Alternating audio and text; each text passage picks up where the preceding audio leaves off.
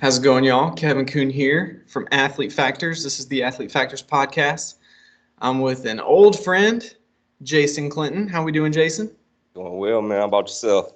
I'm doing very well, thank you. I'm excited about this. We haven't talked in forever, so this will be really fun to catch up. Yep. So, before we talk about kind of how we met and all that, why don't you just give everybody a quick rundown on what you're doing currently, kind of what you specialize in, and then we'll kind of kick it off. Yeah, definitely. Right now, I'm currently working as a full-time personal trainer for Franciscan Health Fitness Centers in Schererville, which is basically in Northwest Indiana. So we are a suburb of Chicago. I know most people probably never heard of Schererville, Indiana, but just think of suburb in Chicago there. We are a medical fitness association facility, which is pretty dope. All of our staff is certified in CPR, AED. We have physical therapy side. We have physicians, pretty much the whole gamut. Facility is 200,000 square feet, so pretty sweet place to work right now. I feel like I've started at the bottom and I ended up right here right now. So it's a pretty sweet place to be. But as far as what I do, like if I really want to just describe what I do besides saying I'm just a personal trainer, I just consider myself a strength coach. I feel like that's what I do best when it comes down to it. I just teach people how to get strong. So that's if you ask me if it's just me and you talking, I'm a strength coach. That's Perfect. what, if you working with me, you're gonna get strong. That's awesome. Yep. That's cool. I think so often, that's how I wanted to describe myself when I was working in the corporate setting. I didn't want to just be another personal trainer because anybody can be a personal trainer. Yeah. But if you're a strength coach, that's something different. Yeah. So, and that's a completely unique skill set It really because, is. I mean, everybody needs to be strong. There's that awesome saying by Brett Contreras, when people talk about how, lifting weights is dangerous. He's like, yeah, lifting weights is dangerous. But you know what's even more dangerous? Being weak. Exactly. So everybody can benefit from being strong. I love So, it. Yeah. strength coach, that's what's up. Yeah, So, I tell my clients straight up, if you gonna work with me, we gonna get strong. We gonna lift some heavy stuff. So get ready. Get ready. yeah, why not? Why not be resilient? Why not be strong? Exactly. So, all right. So, give us a little bit of history into your personal background, your Yeah. athletics, academics, all of that. Mhm. So I have my bachelor's degree from University of Indianapolis. That was in physical education and exercise science. Uh, Played football there as well too. So that was my entry to University of Indianapolis. To be honest with you, I thought I was gonna be in the NFL. I had no thoughts of what I wanted to do with my life, but play professional football. Right. So it was just, all right, exercise science seems cool, so let me jump in this and just see what it is. If it helps me be a better football player, I'm all for it. So, Yeah. so that was my entry into it. But I've always been one person, or just a person that just loves to work hard anyways. So actually being in the classes and figuring the science behind what I was doing, just fascinated me. It's damn, so this is an actual reason why I get better from running hills, or I get better from lifting weights or doing things like that. And then you learn how to manipulate those factors. And it was just you get that brain explosion experience, damn, I'm hooked now, right? So football career didn't pan out like I wanted to, which is fine. It was kind of depressing, but definitely fine. I had to figure out what I wanted to do with my life after college, and I had a few hamstring injuries. First time I'd ever been injured before playing football like that, serious. So I feel like I was almost robbed in my football career just because of having to deal with reoccurring hamstring injuries. It wasn't until later on I realized the reason why that happened is because of the training that we were doing. We had a strength coach at the time, but we had some issues where he couldn't be our strength coach anymore. So then our coaches were our strength coach. So at that time, it was just your traditional lifting weights, not too much thought into it. and just overuse. So my hamstrings were shot.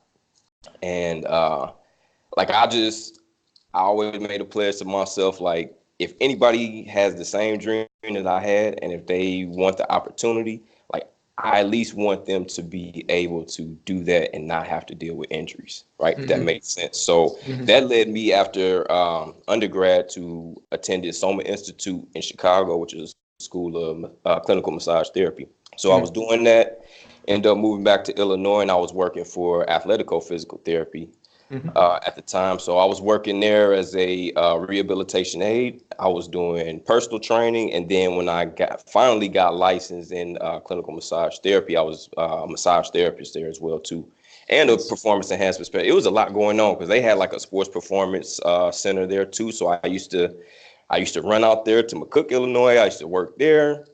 We were contracted to working with some high schools in the area. Mm-hmm. Uh, Shout out my guy Mike Hecky real quick, because me and him used to work with the hockey team back in the day Nice. too. So like we worked with a wide variety of sports. This was back in the day. You remember like the Nike Spark camps? Oh yeah. Oh yeah, we used to work those camps all the time. It was cool. I still got so much gear, all that lime green gear. Oh, that was the Glows in days the though. dark. Oh yeah, yeah. So we used to do all those type of camps and just different things like that. So it was just an awesome situation. Now around this time too, my oldest son was born. Now Mm-hmm. I was in basically Chicago area, and him and his mom was back in Indianapolis. So that time it was a struggle. So I had to go back eventually. Like we couldn't sustain that type of relationship, especially with a young child. So I Mm-hmm. moved back to Indianapolis, and at that time too, I decided I wanted to further my education. So I ended up doing the Masters of Science program from California University in Pennsylvania, and it was an online program as Mm-hmm. well too. So my emphasis with that was in performance enhancement, since I was already working with so many athletes. Um, it just seemed like the natural thing to do with me. So working that program, got my master's of science there. I was working for Acceleration Indiana is what it was called. I think it's still called Acceleration Indiana. But did you ever see those high speed treadmills? They go up to like 30 miles an hour, 40% incline. Oh yeah. Yep. That was us. That's what we did. We specialized in a lot of that speed training. So that was That's a awesome. big emphasis on what I used to do as well too. It was the strength training, but I was real big on speed training as well. Mm-hmm. So that was kind of like my baby, because I did have a background in just running track in high school and things like that. So Mm-hmm. through there, like it's just led me to various places. Of course, where we met, LA Fitness. I That's worked in right. YMCA's, Cardinal Fit. Like I've been all over the place, man. Physical therapy, chiropractic, like it's just been crazy. So I Yeah. always tell my client, we do assessments at my facility now, and I always tell people, like, you know what, if you have any question whatsoever, just ask me, because I've probably been involved in it somehow, some way, and if I don't know the answer, I know plenty of people that I can get the answer from. So, Yeah. but yeah, that's just me in a nutshell, though, definitely.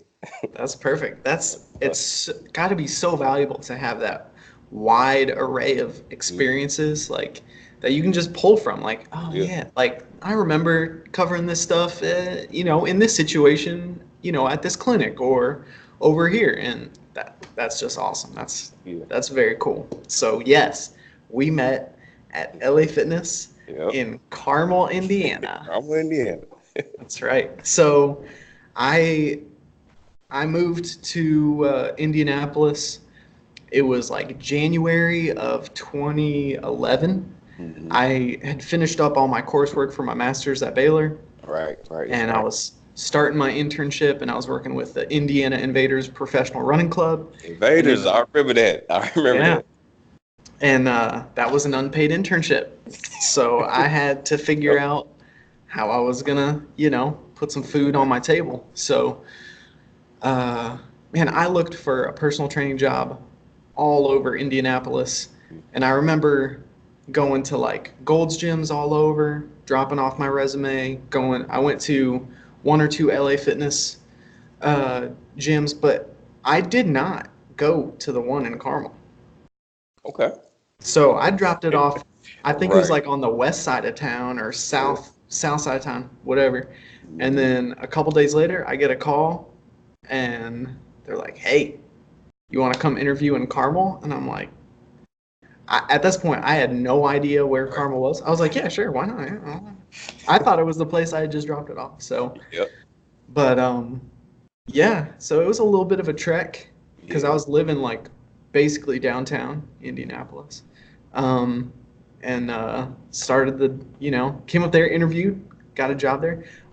I was just thinking, there were so many trainers there who had at least a college degree, but then like a few of us were either working on or finishing up our masters. Yep. For that level of education at a corporate fitness facility, I think it's not very common. I know. I know. That was a crazy situation. I Yeah. swear, like just like you said, like the level of like trainers that we had there, like I was obviously like just seeing you training. I always kept my eyes on everybody, but just seeing you training, like I just felt like it was an instant connection because I was like, I like what this dude is doing. Like I like what he's doing. I'm gonna meet, like I'm gonna definitely introduce myself because I like what this guy is doing. And it was cool too working with cause at LA Fitness we could work with some of the same clients a lot too. So like you had a very high regard with a lot of the clients that we had mutually as well too. Like, oh, I love working with Kevin. Like he does things so differently, but it's like I feel stronger and da da. And I'm like, oh, yeah, like Kevin's a good guy. I love that Kevin. Like he's real good at what he does. So but definitely, like I feel like even when me and you we did eventually meet, like it was just instant. Like we were like, oh yeah, I like this guy. So, Yeah. No, but that's yeah, exactly it how was I a felt, crazy man. situation though, and even hearing you talk about that too, I was still working at the Acceleration Indiana as well, and how Carmel is to Indianapolis being on like the very north tip, basically outside.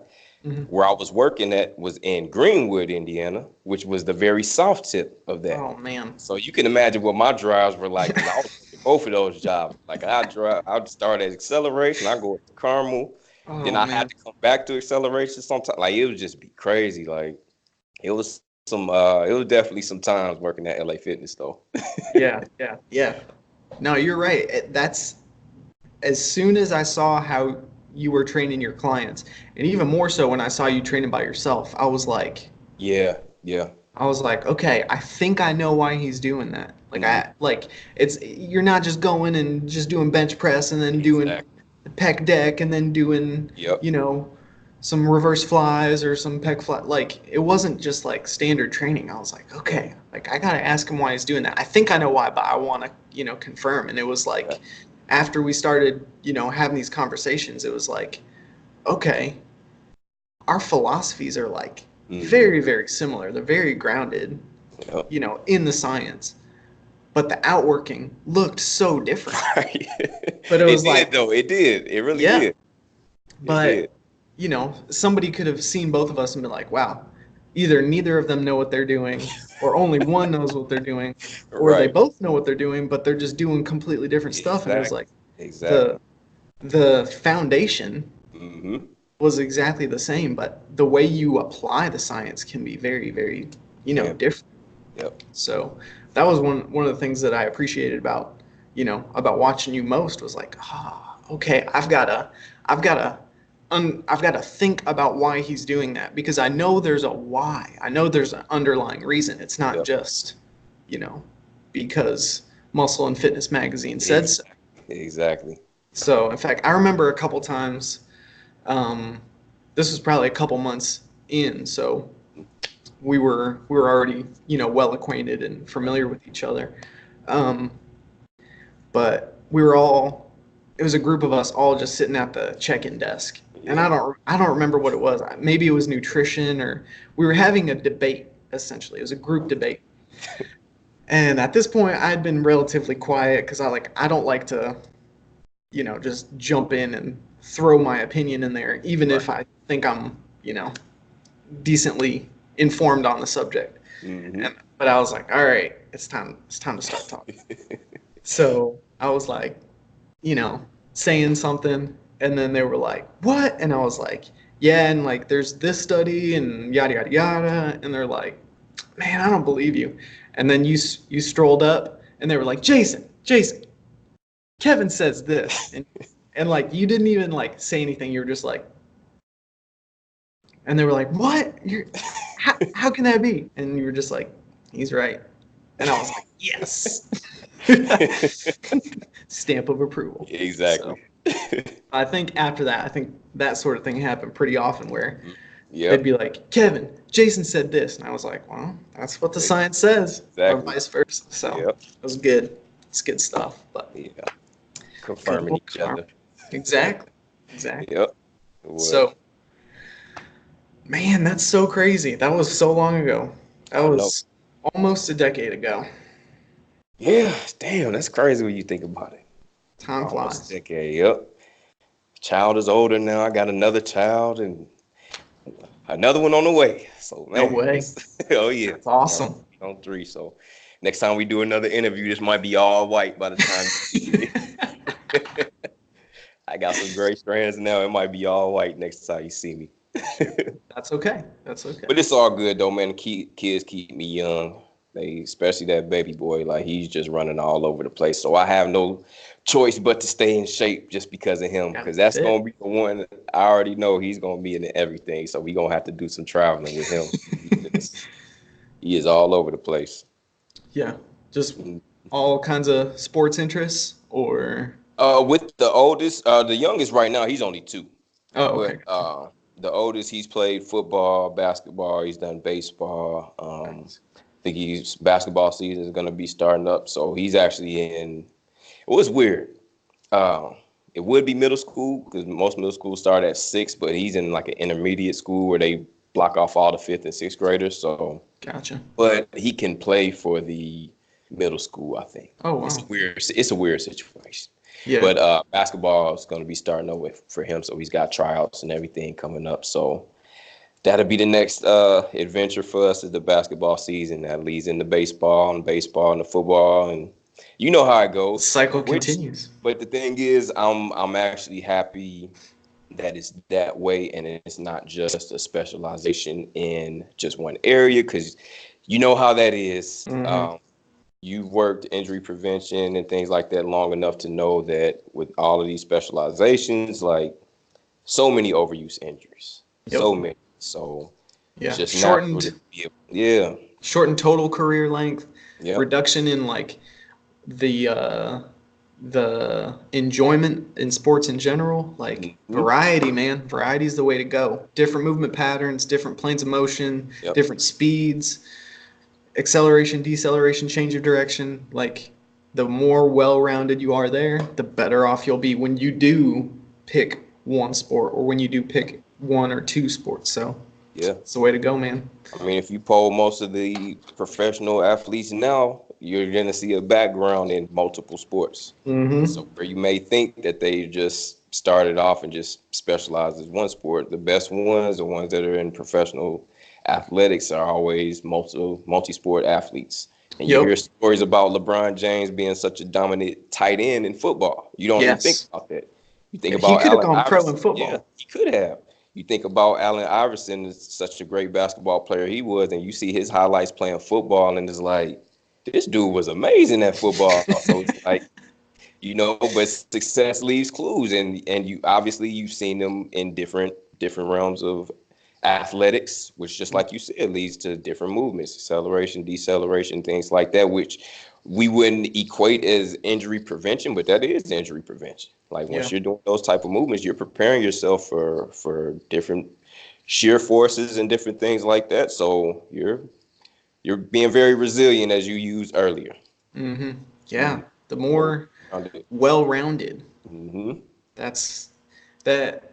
I'd like to think of it like the more the more you train in multiple planes, the more athletic you'll be. And Yeah, the more athletic you'll be, then the more stress you can handle when you're picking just a few different exactly. movement patterns or movement skills, right? Yes. So, like, because I work primarily with endurance athletes, like runners and triathletes who are only working in, the sagittal plane, they're just going forward.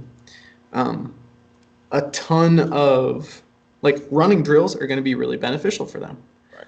But I rarely have them do running drills in the sagittal plane. They're doing running drills laterally or diagonally, and it's like they look like they are the least coordinated people ever because they don't work in the frontal plane or the transverse plane. It's just for their sport, they don't do it. So the more I can make them athletic in general, I am fairly confident that their injury risk is going to be way lower when they're just working in that sagittal plane, just moving forward. So, And funny to hear you say that. Like I've taken up running a lot more here lately, just to yeah. get my athletic itch scratched.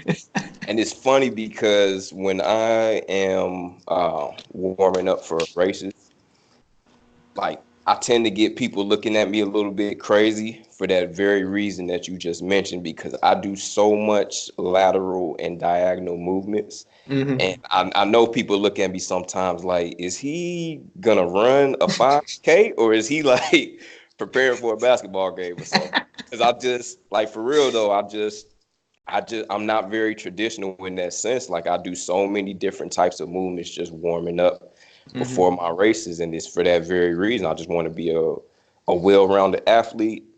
I do so much running already in one direction, just like you said, just working that sagittal plane. Like you have to get those transverse and you have to get those frontal plane movements as well, because case in point, I just ran a 10K last week downtown Chicago, and there's potholes all over the place, Yeah. right? So Oh, yeah. it was an area where I did kind of hit a pothole a little bit, and with the ankle instability and hip movement, I was prepared for it. So it was a quick movement. I adjusted to it very quickly, but I was prepared for that, just being able to have to move in that plane if I needed to, or sometimes just getting the hell out the way or something if it is in the way, right? So Yeah. those type of things in general, like I just felt good, like all right, this is the reason why you want to do these type of things, especially for the unexpected. Like, and especially in the beginning of those races, like if you're trying to run for time, it's so many weekends, Weaving, you already know dodging people. it's, you might as well do sagittal and excuse me, like frontal and diagonal plane movements and things like that, because that's Yeah. what you're going to be doing at the very beginning. Like you're just going side to side and side to side, and Mm-hmm. so it's very beneficial. But it is funny to see some of the looks that I do get from people. They looking at me like, yeah, this dude doing Yeah. Are you gonna shuffle this whole exactly. 5K? You gonna do karaoke this For whole real, like length? over here doing some crazy stuff. Like we moving forward. So, but no, it's the reason behind the madness. It's definitely for my benefit. But hopefully, more people will start to catch on to that within the running world, and I think it is. I Mm-hmm. think it is a lot more people starting to catch on to that. We're starting to get out of just being a sagittal athletes and start moving ourselves into different planes for injury prevention, because we put a lot of mileage on our bodies, and we have to be able to, it's like we're going to use that word again, just be resilient, because there's going to Mm-hmm. be certain factors that happen where you do have to maybe make a quick movement, or just like I said, when I hit that pothole, like I was like my ankle stability was prepared for that, Mm-hmm. just lateral lunges and different things like that, doing diagonal lunge, just different lunge patterns in general. So Yeah. I didn't have a catastrophic injury because of that. So definitely important to just be well rounded in our training. Something I try to teach with my clients as well, because they give me the same thing sometimes. Like, why are we doing this? Like, it just to them makes no sense. But I tell them like, hey, something's gonna happen one day, and you're gonna thank me. You're gonna thank Yep. me that you were able to move in this direction. You're gonna be thankful that maybe you didn't get as hurt as you could have from falling or whatever the situation may have been, because now we were more well-rounded. We were prepared for those different unexpected events to happen. For sure. Uh, it's sometimes hard to evaluate like how much benefit will this give me, and it's like, Hmm. okay, well, maybe you could have had a career ending injury and instead you rolled your ankle, or instead of rolling your ankle, maybe you uh, nothing happened, right? Yeah. So you could downgrade it entirely to going from something catastrophic to like nothing happened at all, like you just kept going, you continued running, didn't even think about it. Yep. So it's that sort of thing that sometimes I think we as strength coaches and sport performance coaches don't get credit for the things that we Right. prevent, Right. because if it's prevented, then like it's out of sight, out of mind. Exactly. So Pat yourself on the back for that. exactly. So that's where, that's where having other people who know what you're doing, they can be like, oh, Right, I see what right, you're doing there, and I right. appreciate what you're doing there because you're actually providing solid benefit. Hmm. And even if they never understand it, I know what's Right, going on. right. Yep. Yep. But man, so tell us a little bit about this wellness program that you started. Yeah. So Glad you. I don't know anything about it except from what you mentioned. So Right. give me the whole spiel. What's going on here? So I'm actually on the finishing leg of it. I've completed the core training program right now, and I'm actually into the certification process, which I'm actually going to do a few videos on this. I'm going to upload next week because part of my certification, I'm actually going to have to work with some practice clients as well. Mhm. So here's my thing with why I decided to start doing wellness coaching as well. Um, Working with athletes, I feel like a lot of times as a strength coach or even a personal trainer, sometimes we take it for granted when you are working with athletes over the general population. And I say that because with athletes, for the most part, unless they're young athletes and their parents are kind of forcing them into it, they usually have a why and a reason behind what they're doing and why they want to do it. So when those tough periods hit, which they hit for everyone when you don't want to be there, there's a reason why that they're going to push forward. I don't have to. I feel like whenever I work with athletes, whether they were high performance athletes or even like youth athletes, they knew what the goal was. They knew that, I'm doing this for a reason. I'm doing this to be better in this sport. I'm doing this because, we're going to win a championship this year. Whatever that reason was, they had a why. They had a definite reason that I'm going to bust my ass in doing this. Mhm. The general population is very different. Very different. Ooh, they are different. So I can't tell you how many times I've had people purchase training, and the only reason that they've done it is because they felt like that's what they were supposed to do. Mm. Right? It wasn't an actual reasoning behind doing this. It's like, well, I need to lose weight, so I think I'm just gonna do personal training. And it wasn't really a why. It's like, well, I see everybody else do this. I'm on Instagram. I see such and such has a trainer or whatever, so I'm just gonna purchase training. And then Mm. they put all of the emphasis on you, the trainer, like I now the paid you. pressure's on, yeah, I paid you. Like, where are my Get results? me results. Yes. Exactly. Give me my results. Where are my results? So the difference with wellness coaching as to the type of coaching that we do, as a strength coach, I am the expert now, right? I'm telling you what you have to do. This many sets, this many reps, this is how many times we're going to train per week, whatever. You're Mm. following my direction. As a wellness coach now, I actually step back. I'm not the expert anymore. You as the client are the expert, right? Mm. You may not know this, but you are the expert. Nobody knows you better than you know you. Now, Mm. the thing is, as the coach, as a wellness coach, I am now creating the environment, we'll say, through conversation for that expertise to now come out. Mm. So it's a difference. Now we can find out the reasons why. We Mhm. can find out what's the actual meaning and the purpose behind you wanting to do this. It's a lot of goal setting within wellness coaching, which I love that. I love being able to just to teach people how to set those type of goals and then just be an ally, a partner in watching my clients reach those goals.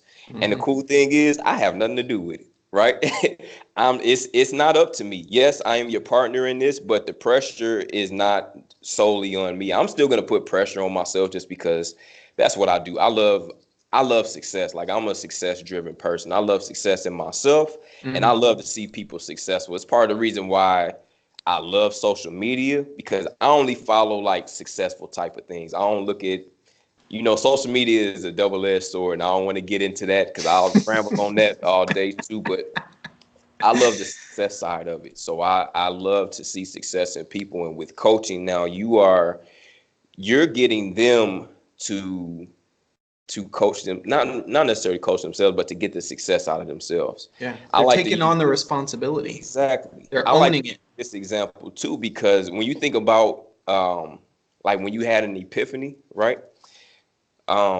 It's funny because I always say this, like when you have an epiphany, the reason why it's an epiphany is because you told yourself that. Mm-hmm. And you realize later on, is like, such and such told me this so many damn times. Like, you need to leave this job, or you need to do this. It's time for this, time for this. And you just kind of like, yeah. And then one day you driving, and all of a sudden you like, I need to leave this job. I need to do, and all of a sudden it's like an epiphany, right? And why is that? It's because you told yourself. It's Yeah. not because of what such and such. Now they may have done a little bit of planting that seed, but it was really when you took ownership of it, and when it was you saying that to yourself. Now it's like mind blown situation. Like, oh damn, like I need to really make this happen. So Mm-hmm. that's what coaching is. Like coaching is bringing that out of people. So it's something that I have looked into for a very long time. Mm-hmm. Reason being is just because just in myself, like people just gravitate just to talk to me, whether I look like I want to talk to them or not. Like just people just talk to me, dude. Like it was a period when I was still in Indianapolis. I didn't have a car for like a year and a half, 2 years, right? So I Sure. was just all over the place taking Indigo, which of course was their public transit system out there. So Mm-hmm. I couldn't tell you, Kevin, how many times I would be on the bus, sitting down, headphones on, listening to music, minding my business, empty seats all over the bus, and somebody comes and sits right next to Right me next to you. and just starts talking. And I'm just sitting here like, I take my headphone out, like, okay, what, like, say that all over again now. So, and Just an it, approachable guy. I guess, and I feel like for so many years, I guess the universe has been trying to tell me, like, hey, man, like, there's something to this. And I feel like coaching definitely is that vehicle for that. So Yeah. I'll be honest with you, when I first got involved in it, the first few weeks, I was kind of thinking, like, I don't think I made the right decision here in joining this program. But as we got further and further into it, like, I'm loving every bit of it, man. Like it's been a blast. And now the thing is trying to figure out how I'm gonna integrate all of this, because I got so much that I want to do, and it's like, all right, now, like, how do I mesh all of this? So that's like the next part of this journey now. Yeah. It's a Yep, giant puzzle. it You is, gotta man. figure out where It is. everything goes together. Yep. Dude, that's so cool that instead of like the traditional sense where like the responsibility lies with the person you're paying. Yep. Like, okay, all right, I paid you. Now, like you said, get me the results. Exactly.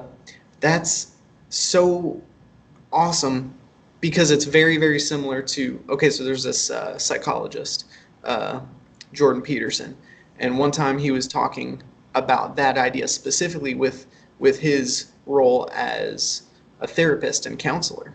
Hmm. He's like, if I tell the client or the patient exactly what's wrong with them and how to fix it, then I rob them of the victory of fixing themselves. Man. And like, if you do that, then they're going to find another problem to come back to you to fix. Yep. Instead of treating it like, hey, we're on a journey and I'm right next to you and we're traveling together and I'm going to help you figure this out and I'm going to talk you through some stuff when you don't understand, but I'm not going to fix you. Yeah. You have to fix you. You've got to take the ownership of that. Yep. And then when they get to that point where they're like, oh, I now completely understand what's wrong with me and now I know how to fix it. And then they go and do that. Like, they're genuinely a changed person. So applying that same model to health and wellness, man, like that's phenomenal. That's really exciting. It can be a huge paradigm shift. And Mm-hmm. I mean, just think about the medical system right now. Like, we're so reliant on seeing a doctor for what, 10 minutes at most, and they're just gonna tell you, Write you a take this prescription. prescription, take this, take that, whatever. Mm-hmm. And just like you said, like, nine times. Well, I don't want to say 9 times out of 10. A good majority of the time, you're not going to follow that to a T, anyways. I can't tell you how many times, even in the health and fitness setting, like people just tell me, man, I just need you just to write me this program. That's all I need. Just write me the program and I'll be fine. I'll take care of it. Like, really? Okay, I'll write you this and we'll see how that really works out. Mm-hmm. And you'll be coming back to me. In my head, I won't say that out loud, but it's like you'll be coming back. I'll be seeing you in a little bit. Yeah, I'll see you again. Mm-hmm. Exactly. So it's a paradigm shift. Like, and that was one thing I had to even look at myself as well too. It's like, I don't know, for whatever it is, it's always a little bit of rebelliousness. I don't even know the word. We're just rebellious to people telling us to do things from time to time, right? Oh yeah. Just it's human nature. Yeah. And I mean, I can even think of the times that I've asked people for advice on different things, and then they tell me that it's kind of like, yeah, I'm probably not gonna do it that way. I'm not gonna do it how you see. It is like, I've just asked this person for advice, and who am I to say, like, now I'm not gonna do this, or I'm not gonna do it your way. So, but it does, like, when I looked at myself and doing that, and it was like, there's absolute truth to it, because when you get it yourself, then it's like it's a whole nother ball game. And then just like how Dr. Peterson was talking, a lot of times, like, I'm coaching a classmate of mine as well. We're coaching each other, actually. And part of what we do, like, those successes become the blueprint for, just like how you said, when they find another problem just to come back to you.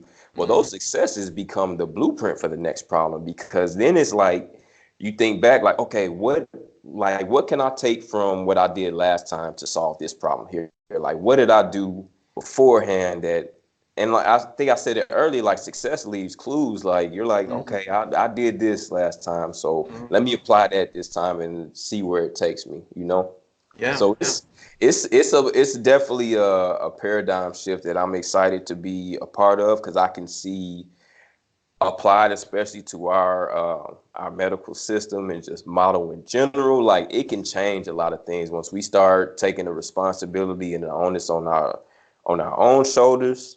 Like, it can definitely do some damage within our healthcare system.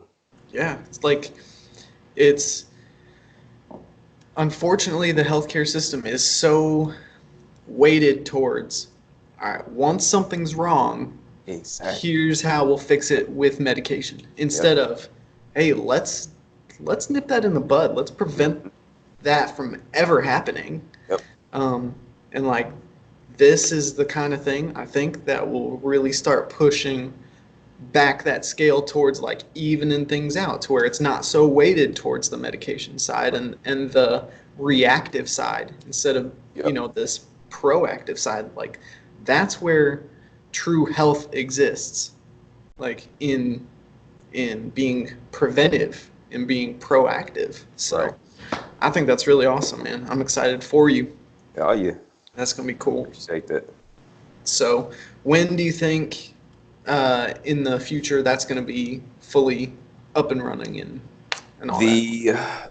The idea is for me to be certified before the end of the year.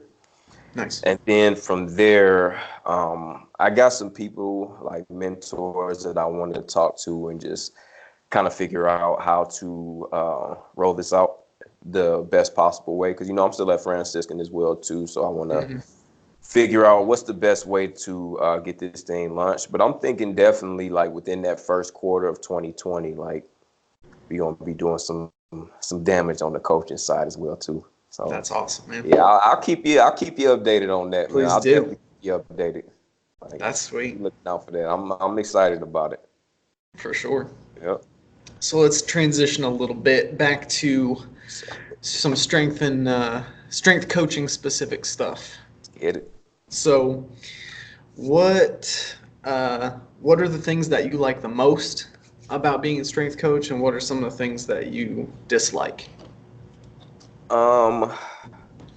To be honest with you, I don't want you to be anything else with me, Jason. Exactly. Just honest.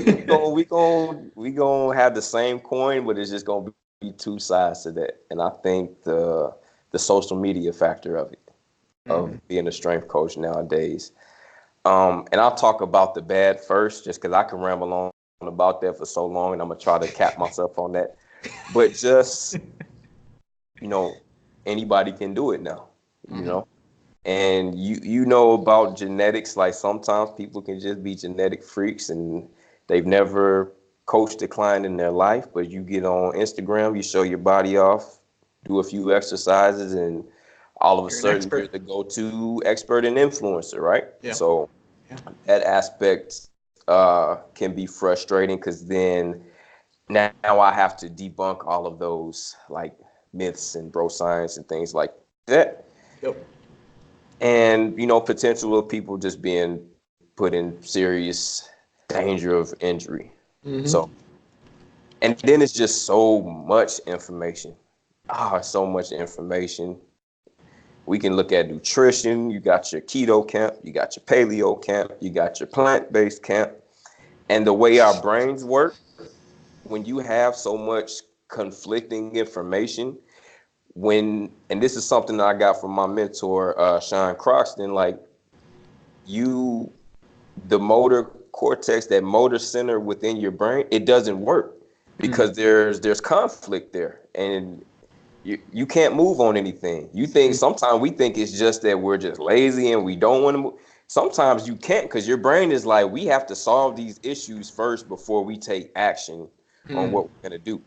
But if the keto camp is giving me all of their research about why they're right, and the paleo camp is giving me all their research about why they're right, and the plant-based camp is giving me all their research about why they're right, it's hard as hell to figure this thing out. And Yeah. then what tends to happen, now we just don't take any action on anything because then it's just like, I don't know what to do. I don't know where I'm supposed to go. So Mm. that part, just with all of the information out there, is very difficult to navigate. Makes it pretty difficult to be a strength coach. But on the very flip side of that, because of that information being available, it's a lot of good information out there, you Yes. know.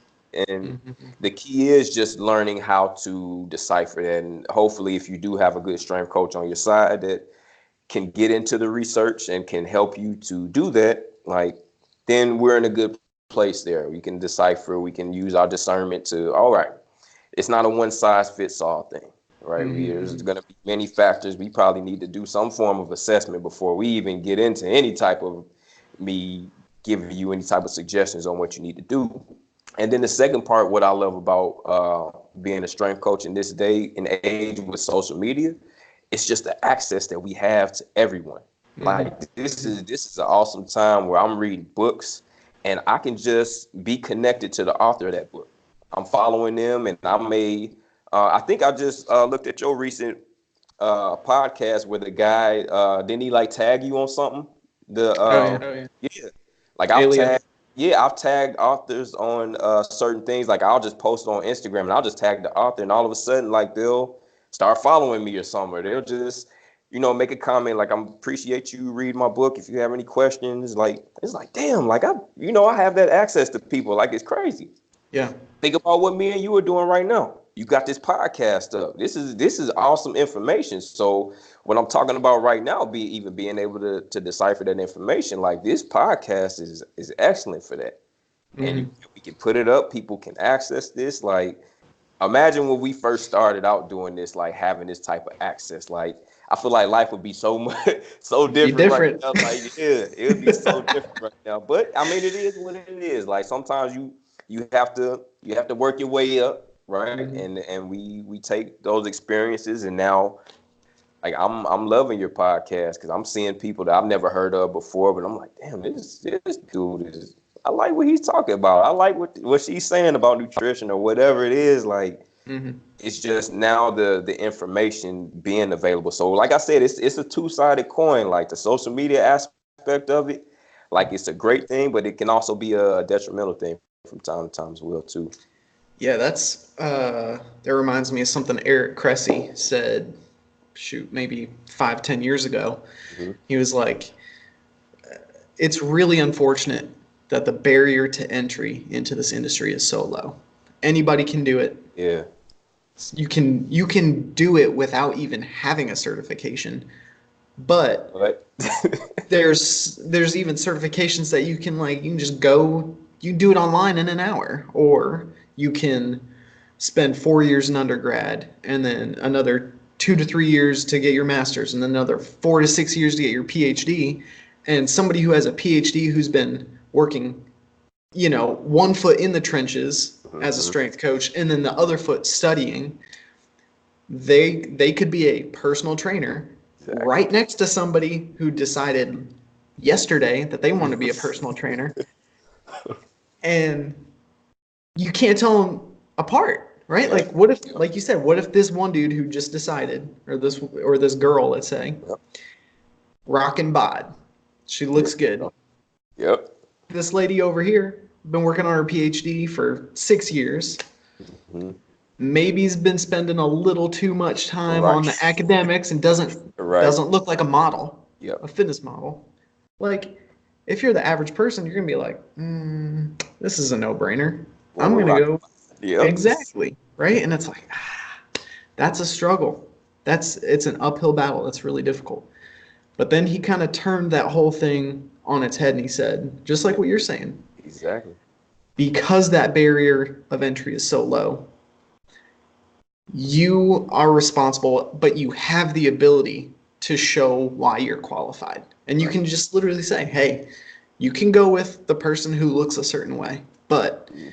here's my knowledge, here's my experience, and here's why I can better serve you. Right. So it's tough, man, because there's no regulating body, there's no governing body that says all personal trainers have to, pass this exam or have to maintain this certification with these continuing education requirements and stuff like that. It's all very segmented and compartmentalized, but if you're if you take the profession seriously, like this was crazy. I know trainers who started out the quote unquote wrong way, Right. who are now extremely competent, well educated um, professionals. Yeah. And I know other people, like I knew there was a dude who went to grad school with me. This guy's got a master's degree in exercise physiology, and he's a certified strength and conditioning specialist, and I would not trust anyone with him. So it's Wow. like, but there's people like that in every That's true. profession. That's true. But it's like, man, like seeing him in the weight room, I'm just like, oh my gosh, like no athletes should ever be with this guy. Yeah. But so it's like, it's all, yeah, it can be a cloudy space, and it's our responsibility to provide clear, precise, easy to understand information, and people will hone in on that. They'll see that. They'll see that you're genuine. They'll see that you care about them, and then once they see that, they're like, okay, I'll listen to what you have to say. Wow, that makes sense. Oh my gosh, this is actually helpful. So Right. but yeah, no, I share those same feelings. Like Yeah. when I first started the Instagram page for Athlete Factors, Hmm. like anybody that followed me, I'd follow them right back.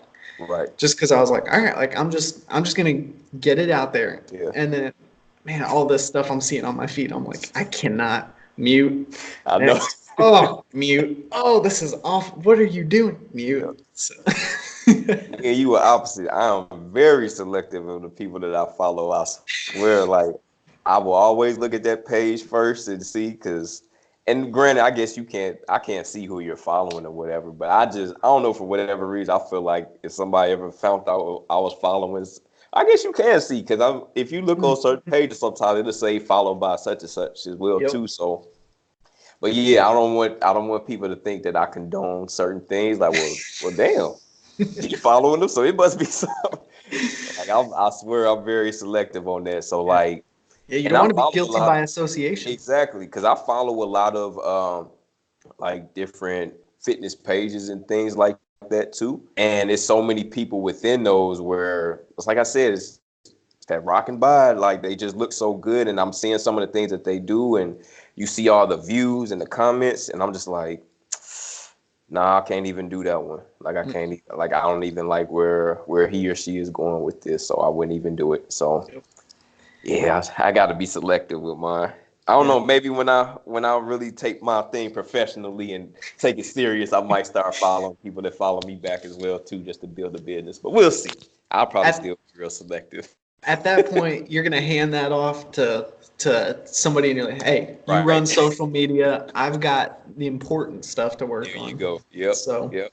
but no, I've had to change my ways. I learned really quickly that like, okay, I can't just, you know, willy-nilly just follow everybody. It's like what I want to see on my feed is stuff that makes me think, Yeah. that I want to interact with. And Exactly. so it's definitely changed quite a bit. Hmm. But there's still times where like something will sneak through and I'm like, what I the know. heck is this? And I'm like, Yep. oh, I don't know why I'm following this person. Oh, Uh, it's because they followed me first. yep. All right, Doing the let's. courtesy thing. No, there's nothing wrong with that, though. There's nothing wrong with that. Exactly. Yeah. So, goodness. So, what are the most common issues that you deal with on a daily basis with your clients? Um, Probably just going back to what I was saying before. It's just debunking a lot of the marketing that we have to deal with. Mhm. Bro science, like what about muscle confusion and things like that, right? What So about it? exactly. So that's usually probably the most issues that I have, but it's a good thing too, because just like you were just saying, if anything, it shows my value. Because when I'm able to debunk those things and I can say that with confidence and I can say it, and if they need research and I can take you to the research or whatever it is that you need to see, then it makes me look a lot more credible. It's like, all right, cool. I can trust you now. Like I know this guy knows what he's talking about. He isn't that guy that just, recently got his certification and now he's working or whatever. Like he's put some time and effort into this. So Mhm. for that, like that's probably the main issues. And then I would say with the general population, doing a lot of training is just trying to navigate injuries Mhm. from prior training and different things, Mm. and showing the importance of what I was talking about earlier, like with the different types of movements for injury prevention. Because the big thing with what I do now, I would say 95% of the people that I am training, their main objective is fat loss, Mhm. right? So if we go back to social media or we just go back to what's popular, there's certain images of what fat loss is supposed to look like for most people, right? Mhm. It's going to be on the treadmill, it's going to be on the elliptical, it's going to be all of these fast, repetitious movements and just going from circuit to circuit to circuit and this. There's a time and place for all of that stuff.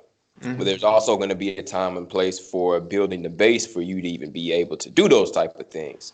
So Yes. that's usually that part there where people get very impatient with me and they want, it's a microwave society right now. Everything is so quick. We get Mhm. everything right now. So it's like, well, I'm not seeing this or I'm not seeing that. Da, da, da, da. It's like it's been 2 weeks.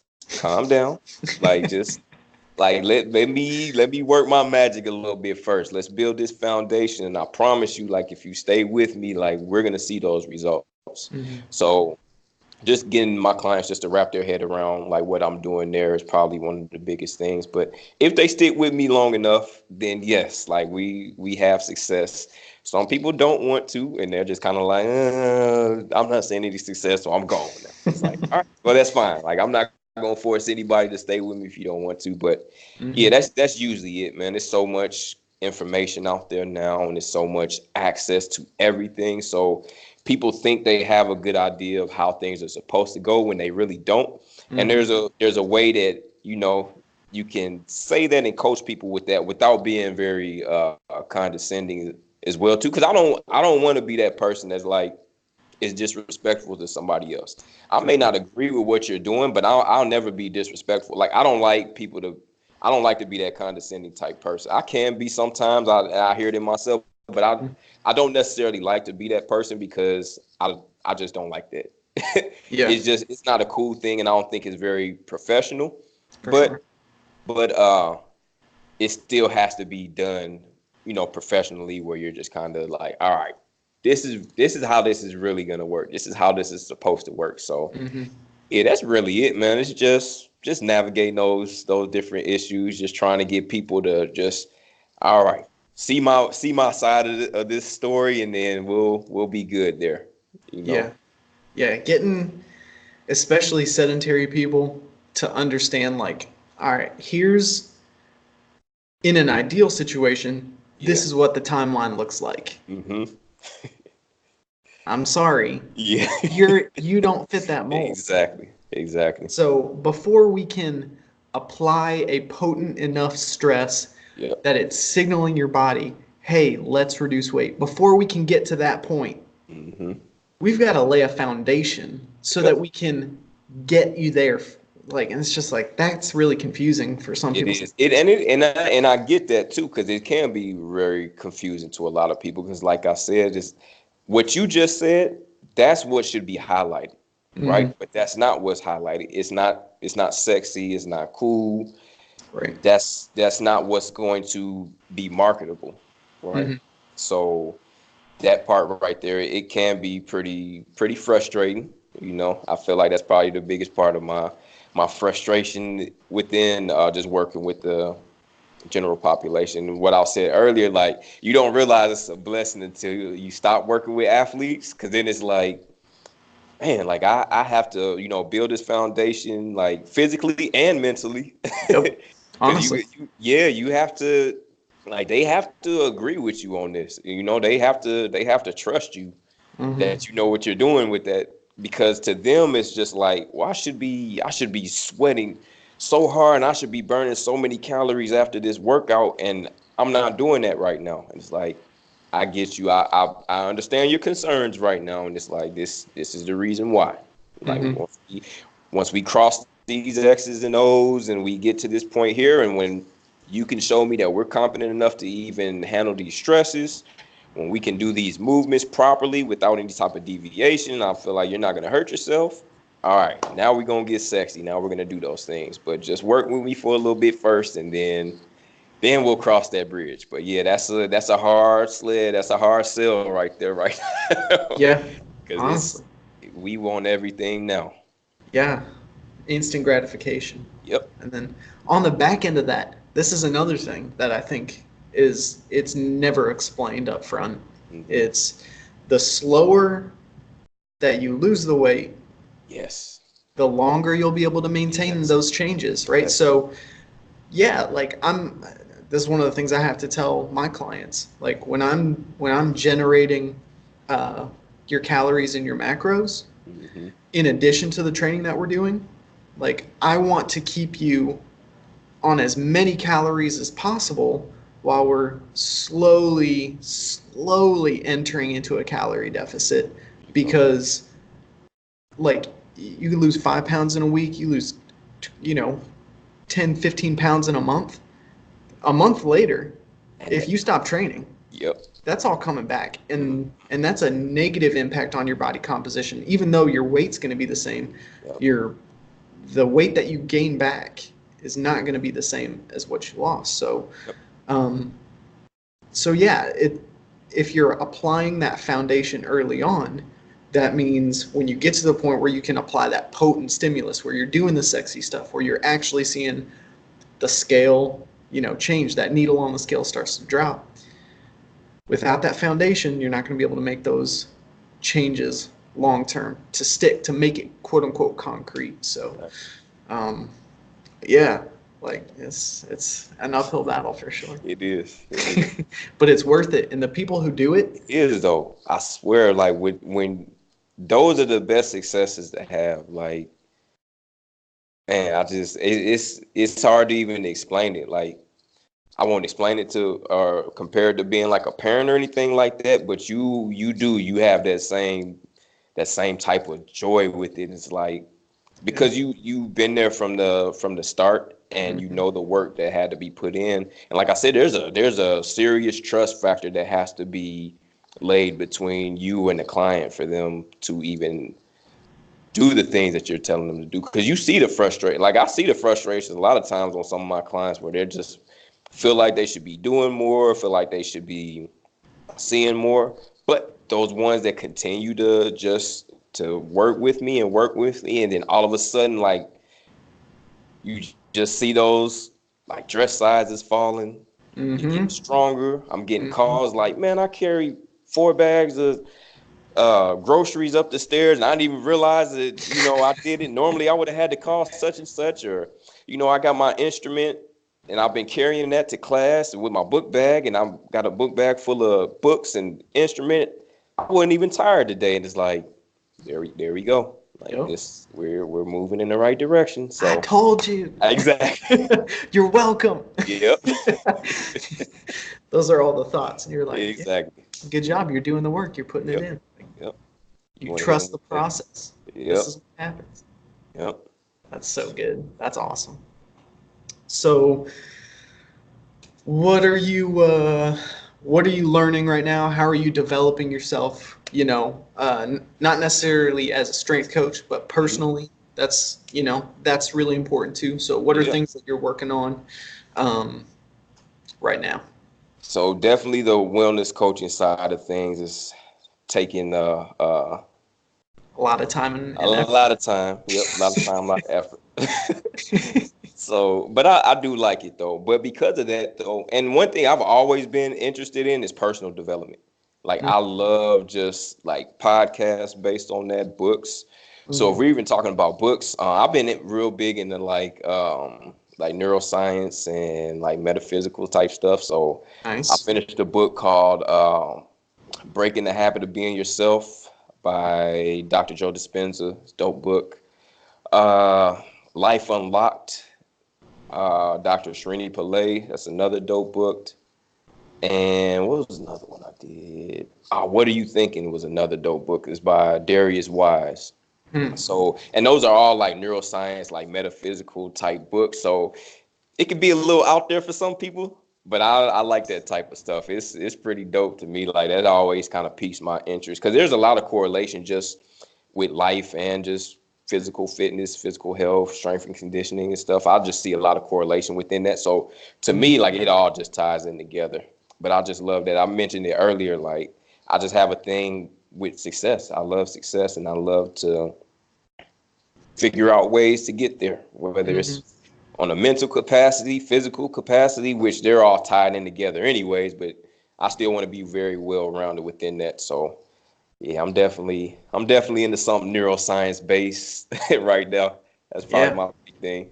that's awesome. Yeah, I was just listening to a Joe Rogan podcast the other day, and like he's always bringing on neuroscientists Yeah. and astrophysicists and stuff like that. And I'm like, man, this is a lot of it stuff. Like I wouldn't think about this on my No. own, but like now that I'm thinking about it, like you said, it's very easy to see the connections and to see where it's like oh okay, like that I can apply that here. I can understand how that works in this situation, and that's ultimately like if you've got tunnel vision and you're only focused on learning stuff within the realm of exercise physiology, sport nutrition, stuff like that, I think you're kind of missing the forest for the trees. Like Yeah. we're first and foremost people, Yeah. and we're social beings. We've got to interact and we've got to understand as much as possible about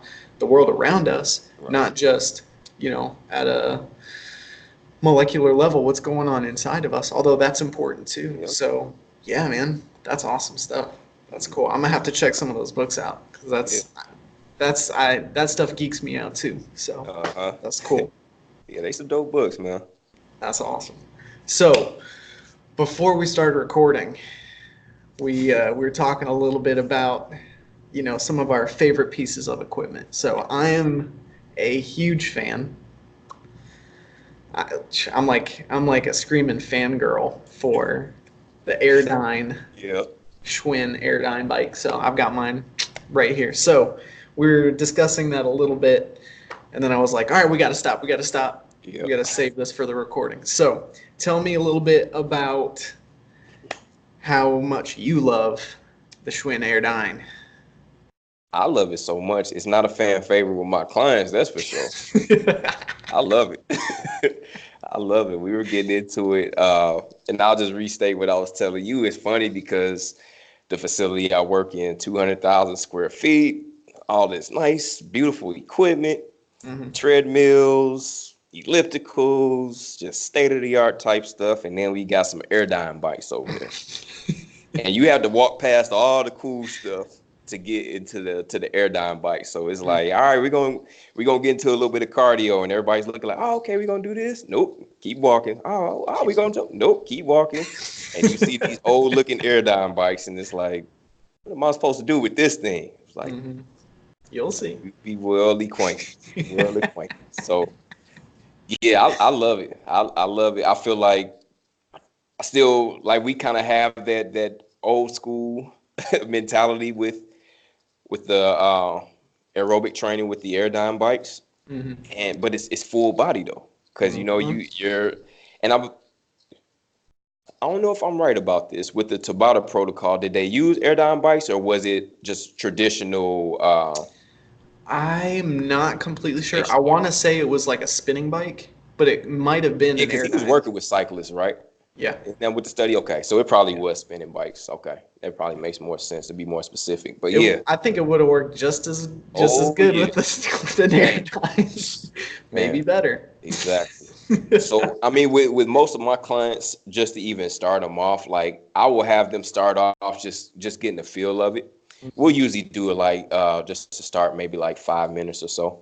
First 2 minutes, I'm telling them like, all right, we're gonna go at an easy pace. So just get a feel of the bike. And I have a little interval timer on my phone that I use. So we'll just do the first 2 minutes. Like, all right, when you hear this ding, that means pick it up. All right. So when you hear that ding, now we're gonna pick it up. I want you to give some effort here. And then when you hear the 2 dings, then we're gonna slow it down to our effort that we began with. So usually it'll be like the first 2 minutes, just a nice, easy pace. And those final 3 is gonna be that first ding, they picking it up. That second ding, they want to stop, and I'm like, don't stop. Don't stop. Just keep it going. Keep it going because you're going to hear that ding again. And then they just looking at me like, what the hell is going on? Like, I do not like this thing. But what I also appreciate about it as well, too, is the cardio factor, even for my clients that may have lower body issues, because now you can use that just as upper body, because now you're just pushing with the arms, just pushing with the arms. You still get that cardio factor out of that as well too. So that way people can't give me the excuse like, oh, well, my knee is hurting or my hip is, well, you know, I got that such and such issue, right? And it's like, oh yeah, I know about that, but let's go to the Airdyne bike still. Kick your feet up. Exactly. Kick your feet up and you're good. Like we still gonna hit that damn Airdyne bike. Like I got just the thing for you. So So I love it though, man. It's so effective though. It is so effective. And I mean when you spun around and showed me that, it's like, oh, that's perfect. Like that's all you need. Like that's all you need is their Airdyne bike and you good. You good. Yep. Yeah. It's nice. I got it's like the compact version. Okay. So, and like it's got the wheels on the front. I just tilt it forward. I can move it anywhere. So like my biggest asset here in the office is open space. Like it's one of those, one of those things that like you can go to a really fancy gym and they've got equipment everywhere and like you have like 3 feet of walk space to like get around the gym. And I'm like, that's awesome, but I want people to move. Yep. So I like that I can just like move it around. I can like set up like training stations. And so, all right, so this is how I've been using mine. All right. So I haven't been using this so much for my clients. This is just like my way of getting cardio in because like I used to run all the time. Like I ran cross country and track in college. And now like I just want to get cardio done, right? So I'd rather do a little bit every day. And like that's just how I want to do things right now. So I've been hitting it Monday through Friday. Okay. So Monday is usually I'll do I'll work 30-second sprints into like some sort of circuit. So I'm just going arms and legs, max effort, 30 seconds, as hard as I can, and like just my heart rate through the roof. It's amazing, right? So that's my Monday. Okay. Tuesday, I'll do usually like 20 seconds of pulling and then 20 seconds of pushing back to back. Gotcha. And I'll either just alternate between those two for a set amount of time, or depending on what I'm doing, like this month, it's like same thing. I'm kind of like doing a lot of circuits this month. So it's 20 seconds of just pulling and then 20 seconds of just pushing for, 20 on 20 on, 20 and 20, and then next exercise. Wednesday's my heavy cardio day. Okay. I want to hear about this. So I go 30 seconds and like I'll pick like a minimum. So like when I'm looking at the like the level setting, I've tried to max out the level. I've gone over 20 one time and I'm like, oh, yeah. So I don't know if that correlates to any other machine. I'm just like, for my machine, at first I thought it tapped out at 15. Yeah. And then I took it past 15. I'm like, all right, maybe it taps out at 20. Yeah. I've gone over 20. So I don't know what like if there is a top end or whatever, but so that's kind of my max. So while I'm doing my Wednesday workout, I'll pick like the other day was I've got to keep it above an 8. Okay. While I'm working. So I'm going 30 seconds on. I've got to keep it above an 8. Yep. And then I do 30 seconds active recovery where I'm still pedaling and I'm still moving, but it can just be as slow as I want. And I'll do like 10 rounds of that. So 10 minutes. Ooh. And I get off and my quads, it's like the biggest quad pump, leg pump ever. Like I can barely walk. Damn. It's phenomenal. I love it. If I walk around and I bend my knees, like I feel like I'm gonna like, go and fall over. So that's my hard one. And then I sort of repeat that cycle, but like Thursday I'll do 20-second max sprints. So that like I'm really trying to just tap out the level as high as I can. And then on Friday, like today, I'm gonna have to do 30-second pushes and then 30-second pulls. And yeah, so I'm just getting some really good upper body conditioning, some good total body work on the other days. And man, like I've noticed a huge difference in like my resting heart rate. So I've been doing that for a little over a month now, where I'm hitting it 5 times a week. And yeah, I hate it while I'm doing it, but I love it at the same time. That's when you know it's good. Like when you absolutely hate it, but you love it at the same time. It's like, all right, like we got something here. Yeah, like we got something. I'm about to try them out though, because I don't do too much on the Airdyne myself right now, but especially it's about to be fall time, getting towards winter. I won't be able to hit the pavement like I want to. Then that's definitely something I'm gonna start getting myself back into. I torture my clients enough. It'd probably be nice for them to see me torture myself. So, let me go practice what I preach a little bit. And That's right. That's right. You gotta. But it is a very effective though, because from time to time I'll do kind of what you do as well too. Maybe just fit it in with some circuits or something, or maybe just to finish off a good workout or whatever. So I think I might. You just inspired me to put a little bit more dedication to the Airdyne bike. So it's gonna be heavy. Try that. That 30 on, 30 off for like 10 minutes, like halfway in, you're gonna be like, I'm gonna build myself up to that. Take my own advice. Just dive into it. Build my foundation first. I'm not gonna go hit. Nah, I probably am. I'll probably go be the dummy and just go right into it. I can't even lie to you. You've got a decent conditioning base. I do. I don't have any excuses. I got a decent conditioning base. I can just. I'll go right into it. Yeah. And I'll be cussing you out the whole time too. Yep. Damn, Kevin. This is You're allowed during. Right. I tell my clients, you're allowed to hate me while you're here. Yep. But you better sing my praises as soon as you leave. Exactly. Like, you can say anything you want in here. You can all kinds of names. It's fine. It won't. I'm I not get going to it. retaliate. I Exactly. won't like respond in kind, and I won't make the workout harder. Right, right. But 2 days from now, you're going to be like, you know what? I'm a little sore, but I'm glad I did that. Like, I feel pretty Yep. good. And then a month from now, or 8 weeks from now, you're going to be like, wow, okay, we've made some serious progress. So Exactly. it's just chipping away. Yep. All right, man. How can people follow you? How can they reach out and ask you questions and learn more from you?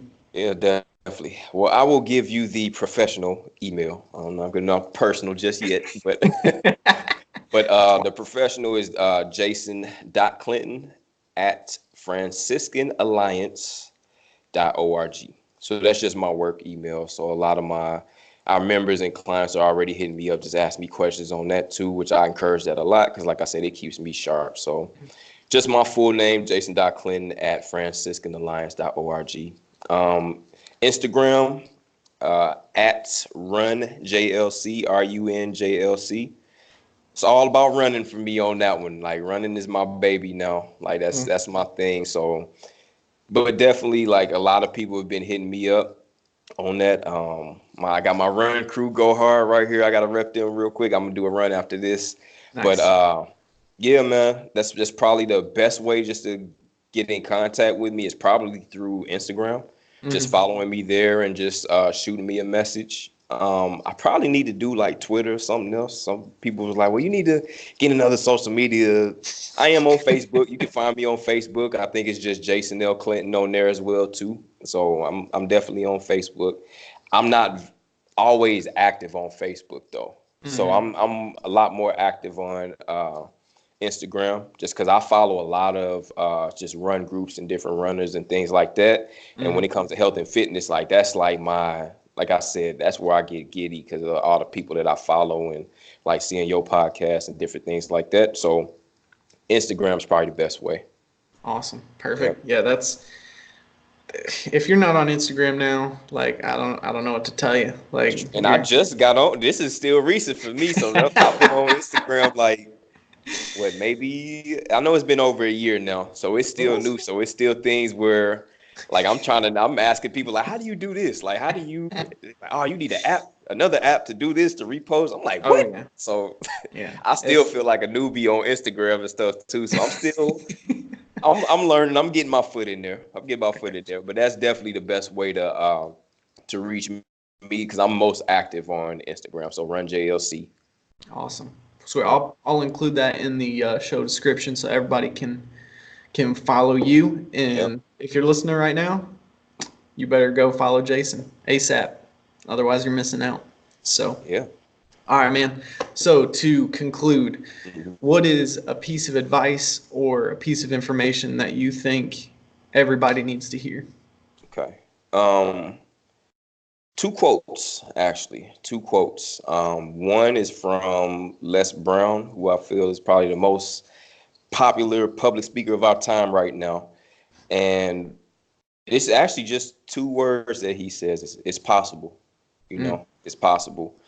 There's always going to be times where we are doing things that where we may feel like it's too hard, or we set goals that we may feel like it's too hard, or we just don't even feel like we're capable of doing certain things.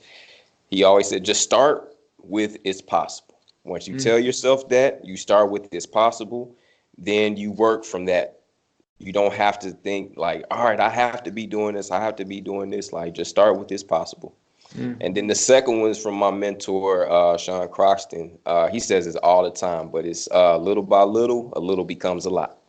So mm, we have to build our way up, right? We have to build our way up. Start little, but those things they start to build. And like I mm. said before, like success breeds more success. So you start to climb the ladder, you build on the little things, and then you just go from there. But if you try to hit the home run every time, it's just going to be nothing but frustration. So yes, just start with this possible, and remember, little by little, little becomes a lot. Mm. That's excellent. That's good stuff. Yeah, It's so easy to forget. Like things take time. Good things take time, yeah, but they're worth doing. yeah. And if you're consistent, then you'll end up where you want to be. All So right. awesome. Jason, this has been so fun. I've I really know, enjoyed bro. it. No, It's we gotta do another one. You gotta get me back on here again, for man. you know it, man. It's gonna happen. Yeah, So yeah. I think you might have to start a podcast, and then you can bring me on as a guest. Hey, to be honest with you, like me doing this and just seeing you do it, like I want to do a podcast now. So Do it, man. I'm gonna be hitting you up for that type of stuff too, man. So definitely, Awesome. this has been Excellent. a dope experience. Yeah, man. It's like it feels like we're still just hanging out at LA No, Fitness, I just know. chatting. You wouldn't even know it's been years, years in between this whole thing. It's just crazy how that works, you It know? is. It's phenomenal. But again, seriously, thank you so much for taking the time to do this. I really appreciate it. I know everybody who is watching and listening has learned a lot, and they better go follow you. Like, Yeah. Thanks for just having me. I appreciate this, man. for sure. Alrighty, y'all. Thanks for watching and listening, and stay tuned for the next podcast, which will drop in approximately 1 week from when you're watching and listening to this one. So, alrighty, y'all. Take care.